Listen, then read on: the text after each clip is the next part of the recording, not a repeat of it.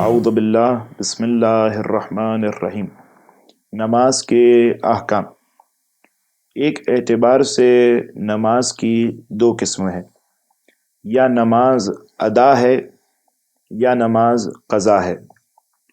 یعنی اگر پروردگار عالم نے کسی نماز کے لیے کسی وقت اور کسی دورانیے کو مقرر کیا ہے تو اگر انسان اس دورانیے میں نماز بجا لاتا ہے تو اس کی یہ نماز ادا نماز کہلائی جائے گی۔ لیکن اگر انسان اس دورانیے کے اس مقررہ وقت کے بعد نماز بجا لاتا ہے تو اس کی یہ نماز قضا نماز کہلائے گی۔ مثال کے طور پر طلوع فجر سے لے کر طلوع آفتاب تک پروردگار عالم نے نماز فجر کا وقت مخصوص کیا ہے۔ اگر انسان اس گھنٹہ سوا گھنٹے کے دورانیے میں اگر نماز پڑھتا ہے تو اس کی یہ نماز فجر ادا کہلائے گی، لیکن اگر طلوع آفتاب کے بعد یعنی اس وقت کے بعد اگر وہ نماز پڑھتا ہے تو اس کی یہ نماز قضا نماز کہلائے گی۔ ادا اور قضا نمازوں میں تین شباہتیں پائی جاتی ہیں۔ پہلی شباہت یہ کہ جس طریقے سے ادا نماز واجب ہے اسی طریقے سے قضا نماز بھی واجب ہے۔ دوسری شباہت، قضا نماز ادا نماز کے قصر اور تمام ہونے میں تابع ہے، یعنی اگر انسان پر ادا نماز قصر واجب تھی تو اس کی قضا بھی وہ قصر ہی کی صورت میں بجا لائے گا۔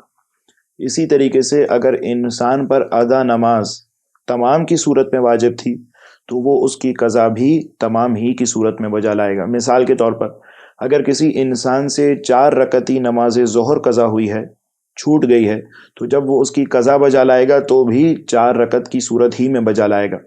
لیکن اگر انسان حالت سفر میں تھا اور اس سے ظہر کی 4 رکعت کے بجائے ظہر کی 2 رکعت یعنی قصر پڑھنی تھی اور اس نے نہیں پڑھی، تو اب جب وہ اپنے وطن پہنچ کر یا جب بھی اس ظہر کی نماز کی قضا بجا لائے گا تو بھی 2 رکعت کی صورت ہی میں بجا لائے گا، یعنی قصر کر کے ہی پڑھے گا۔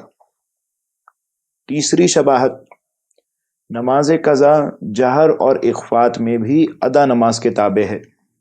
یعنی اگر انسان سے ایسی نماز چھوٹی ہے کہ جس کی قرأت یعنی الحمد اور سورہ بلند آواز سے پڑھنا تھا، تو انسان جب اس کی قضا بجا لائے گا تو اس وقت بھی قرأت کو بلند آواز ہی سے پڑھے گا۔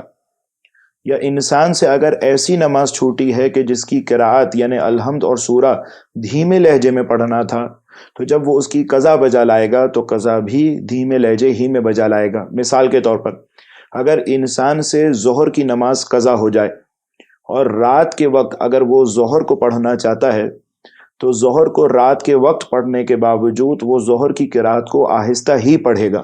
کیوں؟ کیونکہ ادا کے وقت ظہر کو آہستہ پڑھنا تھا، لہٰذا جب قضا پڑھے گا تو بھی ظہر کی قرأت کو آہستہ ہی پڑھے گا۔ یا اسی طریقے سے اگر انسان سے فجر کی نماز چھوٹ جائے، فجر جو کہ جہرن جہاں پر قرأت پڑھی جاتی ہے یعنی الحمد اور سورہ بلند آواز سے پڑھا جاتا ہے، اگر انسان سے فجر کی نماز قضا ہو جائے تو جب وہ فجر کی نماز قضا بجا لائے گا تو اس قضا میں بھی وہ الحمد اور سورے کو بلند آواز ہی سے پڑھے گا۔ کیوں؟ اس لیے کیونکہ فجر کی قضا نماز جہر اور اخفات میں ادا نماز کے تابع ہے۔ پروردگار عالم سے دعا گو ہیں کہ ہمیں صحیح معنی میں احکام سیکھنے اور ان پر عمل پیرا ہونے کی توفیق عنایت فرمائے۔ وصلی اللہ علی محمد وآلہ الطاہرین۔ محمد